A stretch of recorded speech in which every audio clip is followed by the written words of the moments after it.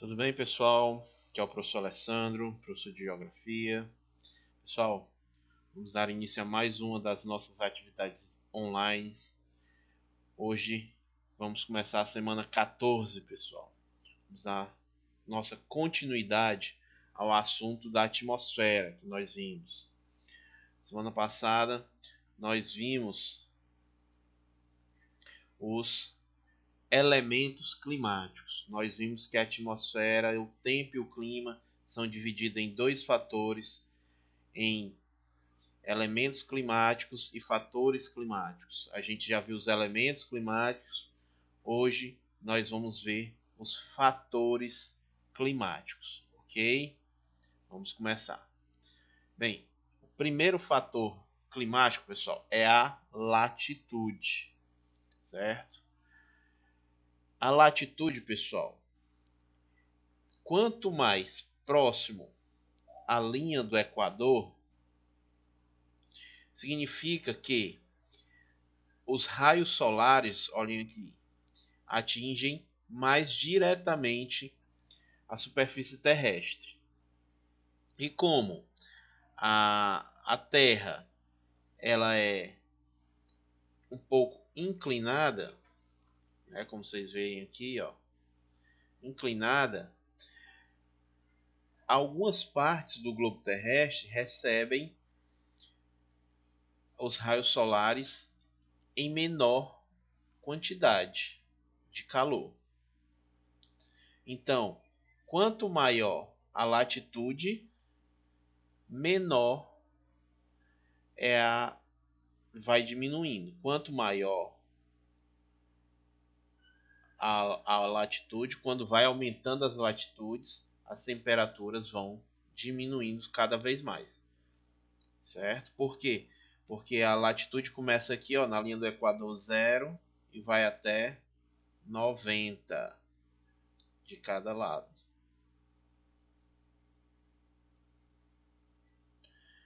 Quanto maior a latitude, menor é a temperatura, certo? A altitude, pessoal, é outro fator também que influencia na temperatura e no clima. Quanto maior a altitude, menor é a temperatura. Por quê, pessoal? Quando os raios solares atingem a superfície terrestre, essa superfície terrestre absorve o calor e retorna para a atmosfera, certo? Por isso que em locais onde a superfície está mais alta, o percentual de calor absorvido pela Terra é menor, quer dizer.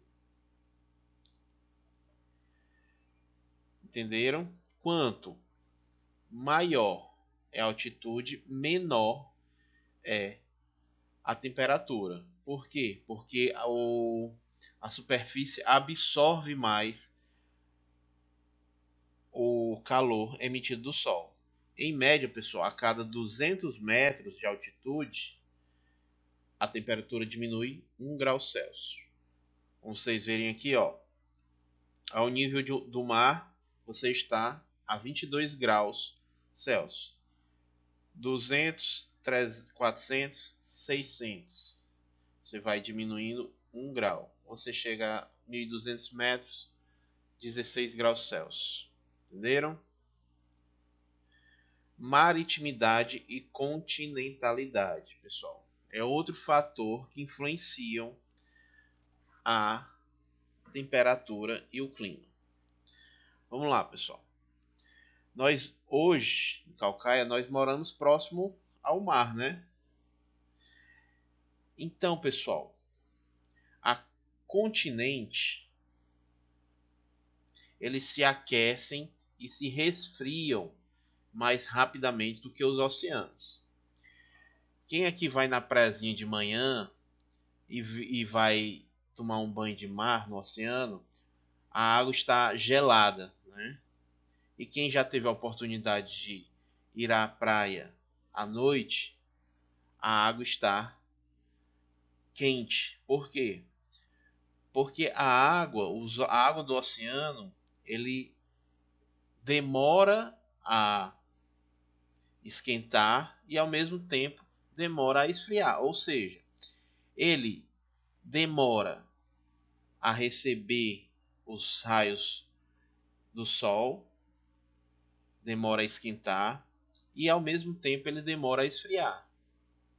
Então, pessoal, em razão dessa troca de calor entre a terra e as águas, é que as regiões litorâneas apresentam menores variações de temperatura do que regiões do interior do continente.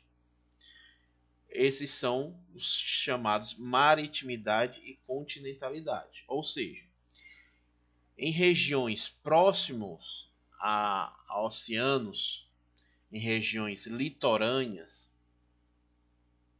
as temperaturas variam menos de dia para noite, porque você tem influência do mar.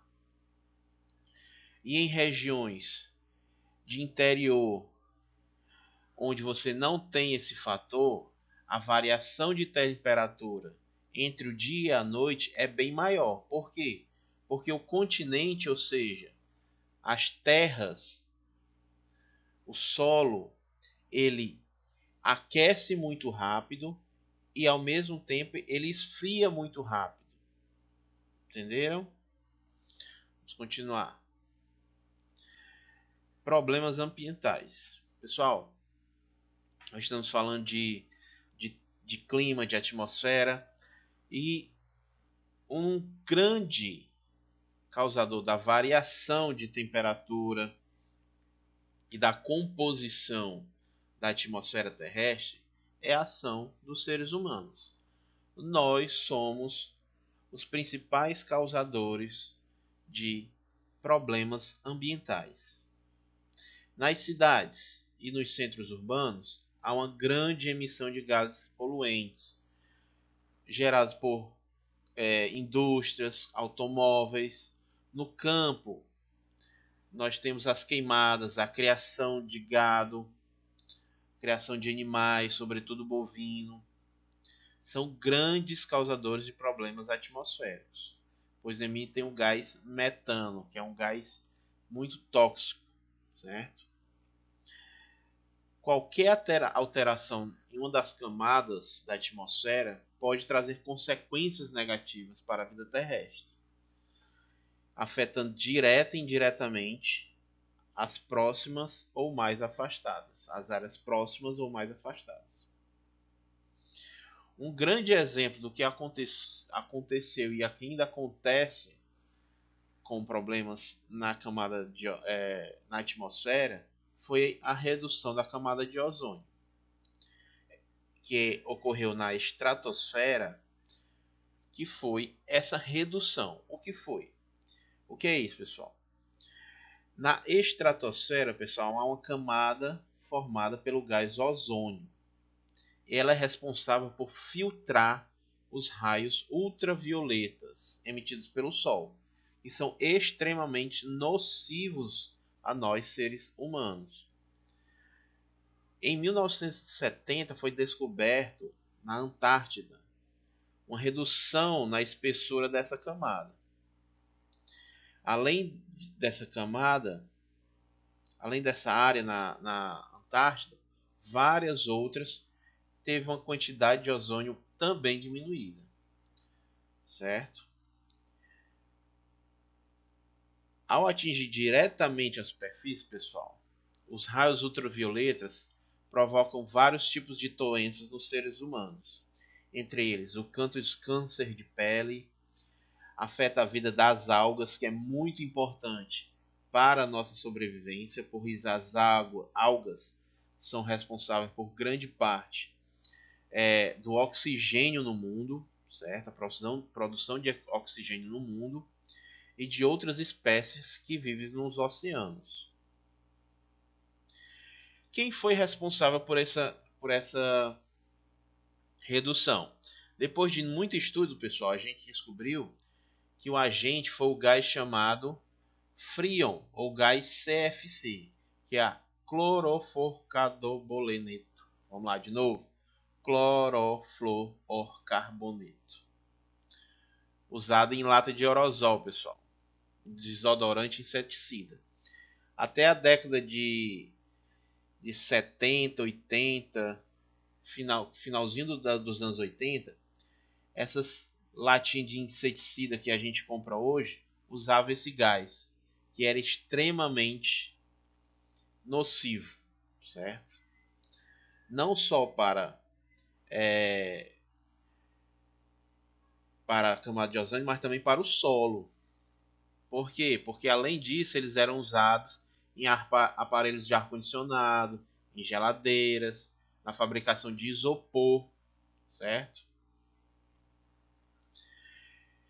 Depois que a gente descobriu isso, foi feito um acordo internacional,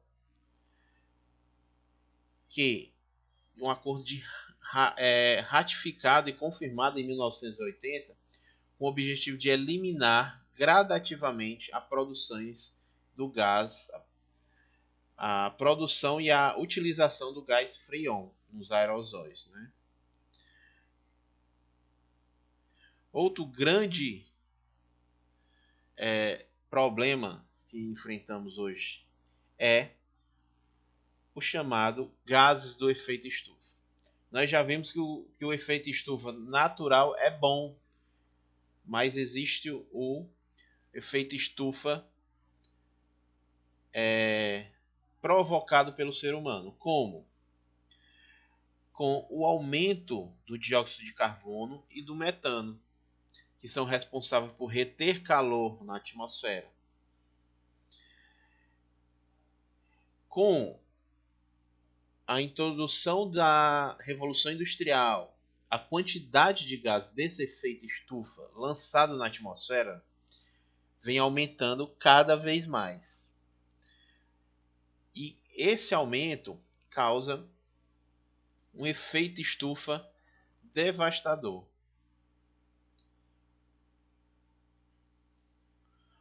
O acúmulo, pessoal, cada vez maior desses gases na atmosfera, como dióxido de carbono, metano, entre outros, causa um aumento da temperatura média na Terra, planeta, o que a gente chama de aquecimento global, certo? Ou seja, vamos lá de novo, o aumento do dióxido de carbono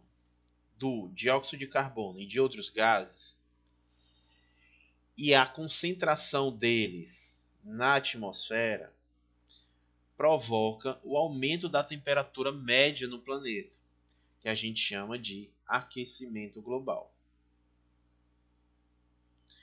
O aumento significativo da temperatura, pessoal, traz consequências negativas para todo o planeta, tanto na vida animal como vegetal. Quais efeitos que a gente nota? Derretimento das partes dos gelos no polo, o aumento dos níveis da água, inundações em áreas litorâneas, o aumento da temperatura global, secas mais prolongadas em alguns lugares, a cobertura vegetal e a produção agrícola sendo modificada, aumento de incêndios florestais, aumento de tempestades e ciclones e furacões. Tudo isso, o aumento da temperatura, o aumento do aquecimento global causa.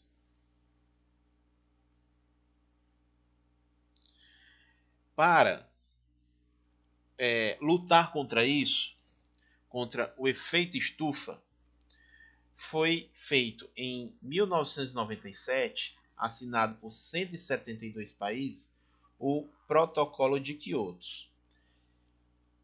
que tem como objetivo, pessoal, reduzir os gases do efeito estufa, colocando metas para cada país. E a única solução para que nós temos para isso no momento, ok? Esse protocolo, pessoal, foi necessário e assinado por a maioria dos países industrializados. Entretanto, pessoal, os Estados Unidos, que são responsáveis por 30% do dióxido de carbono lançado na atmosfera, se recusaram. Somente em março de 2001 eles confirmaram a participação, mas ainda não ratificaram o protocolo, ou seja, eles não aderiram, ok? Chuvas ácidas, pessoal.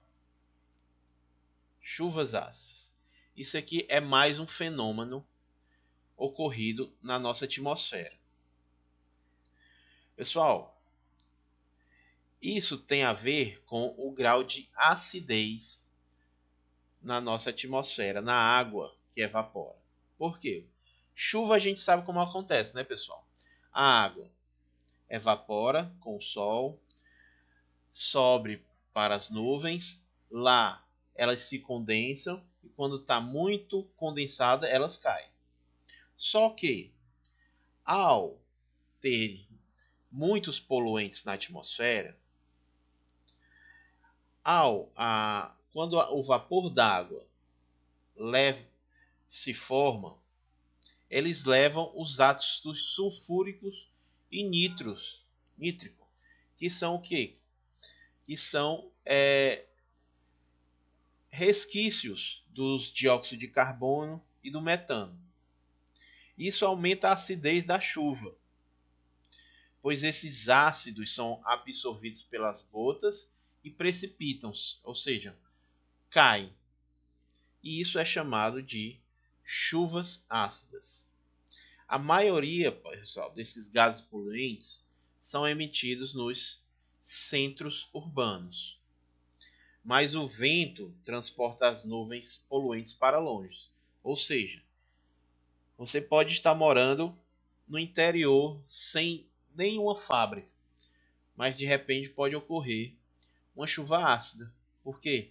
Porque na cidade vizinha pode ter uma grande quantidade de indústrias, a nuvem é formada lá, o vento carrega na direção da sua cidade e a chuva cai lá.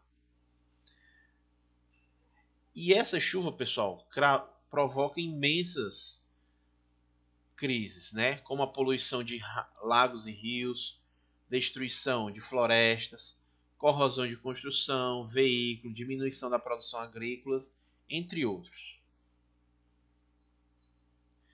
Climas urbanos, pessoal. Pessoal, os problemas ambientais que a gente apresentou aqui estão diretamente relacionados a áreas urbanas. O surgimento e o desenvolvimento de cidades, pessoal, principalmente após a Revolução Industrial, provocou uma mudança de interação entre o homem e a natureza, de diversas maneiras, certo? Por exemplo, a impermeabilização do solo com estradas, com casas, a redução de áreas verdes, a construção de edifícios, a emissão de gases poluentes na atmosfera, entre outros. E isso, pessoal, provoca o que a gente chama de microclimas. Ou seja, é um clima que só acontece em determinado lugar, em um determinado bairro, em uma determinada localização. Nós temos 3 tipos de microclimas. O primeiro deles é a ilhas de calor. Como a gente tem muitos prédios, pessoal, que é chamado de verticalização das cidades e pavimentação nas ruas, o calor encontra dificuldade para se dissipar. o sol bate nos prédios, bate no asfalto, ele aumenta a temperatura, mas como tem muito prédio impedindo o vento, impedindo que a vegetação se faça com que esse calor se dissipe, você cria um microclima ali de temperatura mais quente, certo? Inversão térmica, pessoal. É mais comum nos meses de inverno, certo? Eles agravam bastante problemas respiratórios, pois dificulta a dispersão dos poluentes, pessoal.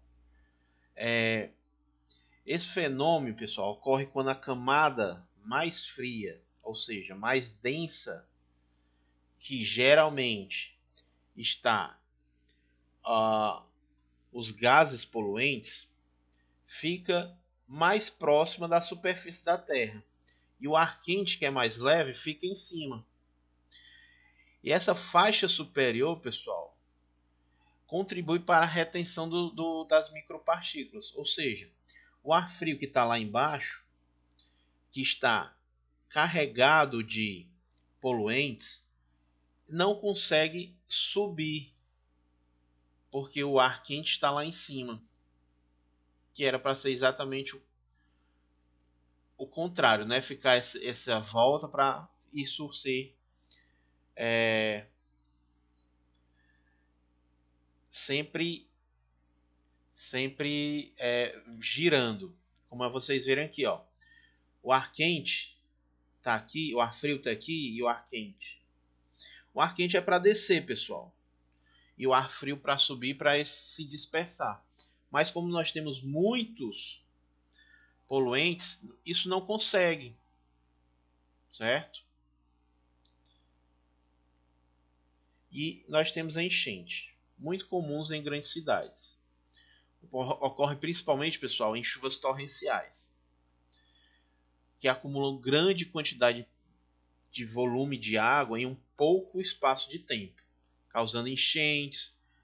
E com a má conservação do esgoto e do escoamento e a impermeabilização do solo, com asfalto, com casas, impede que essa água escorra, provocando enchentes. Ok? Pessoal, encerramos aqui essa aula de hoje. Ficou bastante longa. Espero que todos possam assistir até o final. Nós temos aqui a atividade, certo? Lembrem-se, nós temos 6 questõezinhas. Façam perguntas e respostas, pessoal. Perguntas e respostas, certo?